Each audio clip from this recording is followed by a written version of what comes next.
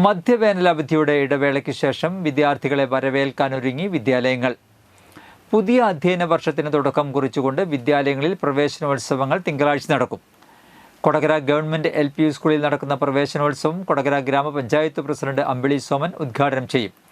സ്കൂളിൽ 1ാം ക്ലാസ്സിലേക്ക് 41 കുട്ടികളാണ് പ്രവേശനം നേടിയിരിക്കുന്നത്. മധ്യവേനലവധിക്ക് ശേഷം വിദ്യാലയങ്ങൾ നവാഗതരെ വരവേൽക്കുന്നതിനായി തയ്യാറെടുക്കുകയാണ്. GLPS കൊടകരയിലും അതിനുള്ള സജ്ജീകരണങ്ങൾ തയ്യാറായി കഴിഞ്ഞു. 1ാം ക്ലാസ്സിലേക്ക് ഈ വർഷം 41 വിദ്യാർത്ഥികളാണ് പ്രവേശനം നേടിയിരിക്കുന്നത്. കുട്ടികളെ സ്വീകരിക്കാനായി വിദ്യാലയവും പരിസരവും അലങ്കരിക്കുന്നതോടൊപ്പം തന്നെ അവർക്കുള്ള പഠനോപകരണ കിറ്റുകൾ വിതരണം ചെയ്യുന്നു. അതോടൊപ്പം പ്രകൃതി സംരക്ഷണം ലക്ഷ്യം വെച്ചുകൊണ്ട് വിത്തുപന്തുകൾ തയ്യാറാക്കി കുട്ടികൾക്ക് വിതരണം ചെയ്യുന്നുണ്ട്. എല്ലാവരും ഏറെ ആഹ്ലാദത്തിലാണ്, അധ്യാപകരും കുട്ടികളും രക്ഷിതാക്കളും.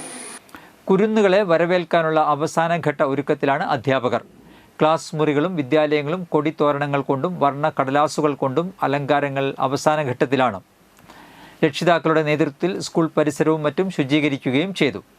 കൊടകര പഞ്ചായത്ത് തല പ്രവേശനോത്സവം പുലിപ്പാറക്കുന്ന് ഗവൺമെന്റ് വെൽഫെയർ സ്കൂളിലാണ് സംഘടിപ്പിച്ചിരിക്കുന്നത്.